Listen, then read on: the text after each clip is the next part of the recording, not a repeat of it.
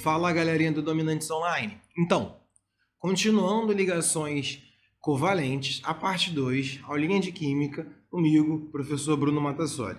Bom, olha só, antes de eu passar aqui, essa parte 2 a gente vai continuar falando sobre a parte de ligação covalente.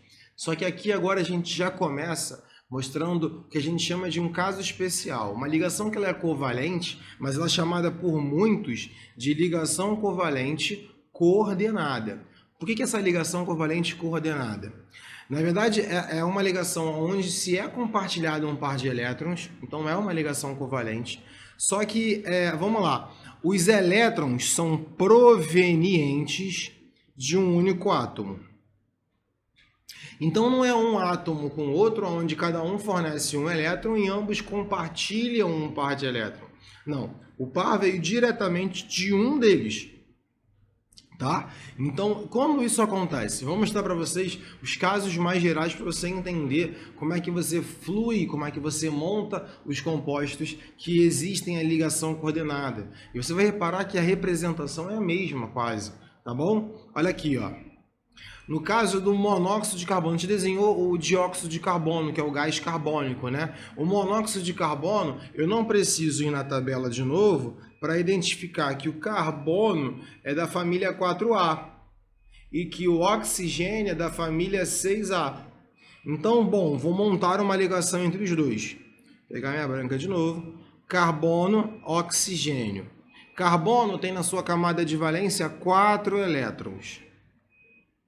Oxigênio tem na sua camada de valência... Não, dessa vez eu vou fazer o seguinte. Só por uma questão de visualização, eu vou colocar o carbono sim na... Ih, caraca, peraí, deixa eu botar aqui, pronto. Ó. O carbono sim, eu vou colocar em branco e eu vou colocar uma outra cor para ele, só para a gente visualizar os elétrons. Olha, 4 elétrons.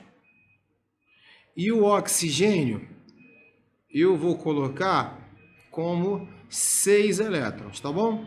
Isso aqui é só para melhorar nosso entendimento. Depois eu represento de uma cor só. O que vai acontecer? Vai acontecer uma ligação covalente entre o carbono e o oxigênio. Só que, veja bem, quando você pensa no carbono, eu vou até organizar aqui, ó, colocar aqui direitinho. Aí você coloca 1, 2, vou colocar 2 aqui em cima. Bom, a ligação covalente pode ocorrer aqui e pode ocorrer aqui. Acontecendo essas duas ligações covalentes, concorda comigo que agora o oxigênio passa a ter um total de 8 elétrons? Então ele está estável, certo? Se a ideia de estabilidade é chegar ao octeto, o oxigênio ficou estável quando chegou a 8 elétrons. E o carbono? Se você reparar, o carbono não chegou a 8 elétrons. Ele fez uma ligação dupla, ele precisava de 4 elétrons. Ele só ganhou 2 elétrons. O que acontece a partir daí é o que a gente conhece como a ligação covalente coordenada. O oxigênio tem pares de elétrons que podem ser compartilhados, né? Esse par de elétrons vai interromper alguma coisa? Não, ó, eu boto o par para cá e aí esse par de elétrons do oxigênio passa a ser compartilhado os 2 elétrons com o carbono. Ah, mas aí, Bruno, o oxigênio perdeu. Não, está sendo compartilhado. Ele ainda tem acesso a esses 2 elétrons. Ainda faz parte da sua camada de valência. Concordam comigo? Então, olha só, a camada de valência do oxigênio ainda é 8 elétrons. A camada de valência do monóxido de carbono, agora sim tem 8 oxigênios. Na hora de representar, eu preciso diferenciar a ligação covalente da ligação iônica? Não. Antigamente, a gente chamava a ligação covalente, se tu procurar materiais antigos, como ligação dativa. Aí o pessoal botava uma setinha aqui, ó, para representar. Na verdade, o oposto, porque dativa porque emprestou para cá elétrons. Só que isso já foi, não é, a gente não chama mais de ligação dativa, é uma ligação coordenada como outra qualquer. O que você vai associar é que é um elemento, por exemplo, no caso do oxigênio, que faz 2 ligações, está fazendo 3. Se ele está fazendo ligações a mais, é porque provavelmente ele está fazendo uma das ligações coordenadas, tá? Isso é muito comum aparecer em alguns compostos específicos com oxigênio, tá? Eu coloquei aqui o monóxido de carbono e eu posso colocar outro, que é o ozônio. O ozônio também acontece essa ligação coordenada. O ozônio é mais fácil porque são só 3 átomos de oxigênio. E aí como é que vão ficar esses 3 átomos de oxigênio? Veja bem, ó. Aqui eu não preciso, mais uma vez, colocar cor diferente. Eu acho que eu vou tentar seguir o máximo do padrão que a gente aprendeu para montar os compostos. Eu coloco 6 elétrons na camada de valência. Eu coloco 6 elétrons na camada de valência. Eu coloco 6 elétrons na camada de valência. O oxigênio do meio tem que estar ligado pelo menos com uma ligação com cada um. Quando ele está ligando com uma ligação com cada um, ele fica estável. Ele chega a 8, não é isso? Se 6 fez 2 ligações, chegou a 8. Agora, nenhum dos oxigênios da extremidade está estável. Na verdade, ele precisa de mais. Então, esse jeito não serve. O que você vai fazer, na verdade? Veja bem. Olha isso aqui. Deixa eu apagar. Quando for ligar, liga logo diretamente um no outro. Apagar. Coloca aqui, ó, os 2 elétrons aqui, pronto. Empurrei e tirei daqui. Coloca aqui os 2 elétrons que tinha naturalmente, pronto. 6, 6, ó. Ligação covalente dupla aqui. Ficou estável? Ficou. Ah, Bruno, esse aqui fica de fora? Não, senão seria gás oxigênio, não gás ozônio. O que acontece aqui é que, como o oxigênio central já está estável, e esse par de elétrons dele pode ser compartilhado, né? Vou até colocar assim, compartilhado com o outro oxigênio. E aí, então, eu tenho uma ligação coordenada, tá? Então, a fórmula estrutural dessa cadeia é um oxigênio central, dupla O, que esse O está menor, não sei porquê, O, simples O. Tá? E o interessante é que nessa cadeia aqui ocorre um fenômeno que a gente vai estudar mais à frente em moléculas orgânicas de ressonância, porque essa dupla ela é instável, então a todo momento ela fica trocando entre os oxigênios, né? Essa ligação aqui é quebrada, né? E aí você passa para o outro lado, né? E o par de elétron por cima, então existe toda uma instabilidade em relação a isso. É a questão que a gente chama de ressonância. A gente vai falar sobre isso mais à frente, tá? Mas aqui é a montagem do composto. Um composto que faz ligação coordenada. Ah, Bruno, mas eu fico difícil. Bom, é só, você estabiliza o composto com as ligações que você sabe que pode fazer. Se sobrar par de elétrons e ainda precisa de compostos ligados porque está na fórmula molecular, aí você faz as ligações coordenadas com átomos centrais que tem par de elétrons sobrando. Tranquilo? Esses são os casos gerais, além da ligação normal e a ligação, quer dizer, a ligação simples, ligação dupla e ligação tripla. O que a gente não pode esquecer é que nem tudo vai seguir o octeto. Então a gente também tem o que a gente chama de expansão e contração do octeto. Eu já vou te passar os casos gerais, tá bom? Eu já vou te passar os casos gerais em relação a isso. Para você não se sentir, não bugar a cabeça, não ficar com dúvida, eu te falo quando acontece. O que é expansão do octeto e o que é contração do octeto. Olha só, expansão do octeto são os átomos que adquirem uma estabilidade quando tem mais do que 8. Geralmente esses elementos são o enxofre, quer dizer, o fósforo e o enxofre. São elementos do terceiro período da tabela periódica.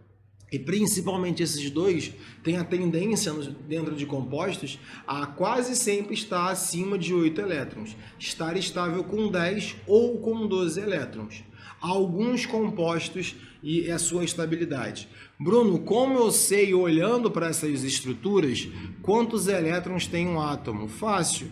É só você ver o número de tracinhos em volta dele. Cada tracinho são 2 elétrons. Nesse fósforo, que é o fósforo do fosfato de hidrogênio, ou ácido fosfórico, o fosfato faz 5 ligações. Ele faz 5 ligações, ele tem um total de 10 elétrons. Já esse aqui também faz 1, 2, 3, 4, 5, 6. Faz 12. Quer dizer, faz 6 ligações. Tem 12 elétrons. Esse é o ácido sulfúrico. Já o SO2 faz 8, tá, Bruno? Então ele não tem uma regra octeto, não tem uma extensão. Mas ainda sobra nele um par de elétrons não ligantes. Então, além de 8, são 10 elétrons, tá? E aqui são 12 elétrons também. Então, todas essas estruturas são estruturas que mostram que o fósforo e o enxofre podem expandir o octeto, tá? Um caso muito comum é o SO2. Antigamente, o pessoal explicava muito isso de forma errônea por ligação coordenada, né? Por ligação coordenada, você colocava o enxofre no meio, que é da mesma família que o oxigênio, que tem 6 elétrons na camada de valência, fazendo uma ligação dupla com um dos oxigênios e uma ligação coordenada com outro oxigênio, né? Doando par de elétrons. A gente percebeu que essa forma de representação dele fica instável. Na verdade, a forma correta de representação dele seria não utilizando os parâmetros, é a expansão que é mais estável, né? Ele pega um par de elétrons também do oxigênio, então ele faz uma ligação dupla, ele tem 2 elétrons aqui, ele faz uma ligação dupla com o oxigênio. Aqui também uma dupla com outro oxigênio, e aí então ele sobra um par de elétrons aqui em cima. Tá bom? Representando estruturalmente. Não precisa se preocupar muito em desenhar esses compostos, é mais compreender a estrutura, entender que está ocorrendo uma expansão do octeto ou que é uma exceção do octeto, tá? Quando eles aparecem, a gente já tem uma noção, principalmente é o fósforo e o enxofre. O SO2 é um dos casos, o SO3 também, tá? E aí, olha só, contração. A contração do octeto vai ser importante principalmente nesses compostos aqui, ó. Berílio e boro, né? O berílio é o Be, ele contrai, ele só tem 2 elétrons, ele só faz mais 2 ligações, ele chega no máximo a 4 elétrons na camada de valência. O boro, né, que é o B da família 3A, e só precisa fazer mais 3, e alguns aletos com hidrogênio, né? Hidrogênio não, desculpa, com alumínio mais algum cloro ou algo parecido, tá bom? Esses são o que a gente chama de contração do octeto. Bom, vou mostrar aqui alguns casos para vocês, olha. A gente vai ver isso aqui mais a fundo, de novo, quando a gente fala sobre polaridade e geometria da molécula. A gente também tem o caso do nitrogênio no monóxido de carbono que sobra elétrons, é comum, tá? E alguns alumínios ligados a alguns halogênios, como cloro, bromo ou ele ligado ao flúor. Também formam ligações, só que ele é da família 3A. Então ele não deveria fazer ligação covalente, ele deveria fazer o quê? Doar os 3 elétrons. Não, o que ocorre são ligações covalentes compartilhadas entre eles, tá bom? Bom, falei de forma muito geral sobre os compostos covalentes, e aí você vai reparar o seguinte: quais são as características gerais dos compostos covalentes? Podem ser sólidos, podem ser líquidos ou podem ser gasosos. Ok, a única coisa que é interessantíssima é que em comparação aos compostos iônicos, aos compostos metálicos que tiverem a mesma massa molar ou massa molar próxima, mesmo é difícil falar, próxima, em comparativo de massa, os compostos iônicos são muito mais fortes, as ligações iônicas são mais fortes do que as ligações covalentes. Tá bom? A ligação covalente, para determinar as propriedades, como o estado físico, principalmente, você precisa entender as forças de interações que existem entre as moléculas. É diferente, por exemplo, no composto iônico, que a interação já é entre íons. Aqui você tem grupos de átomos que se agrupam em moléculas e essas moléculas podem se interagir fortemente ou não podem se interagir fortemente, tá bom? Esse conceito não dá para descrever apenas desenhando o composto. A gente precisa de mais informações que a gente vai ver ao longo de outras aulas. Por último, a gente tem sobre a questão de condutividade. Aí eu posso falar, exceto o grafite, todo composto covalente tem a tendência a não conduzir eletricidade. É um mau condutor de eletricidade. Por quê? Porque não existe carga livre.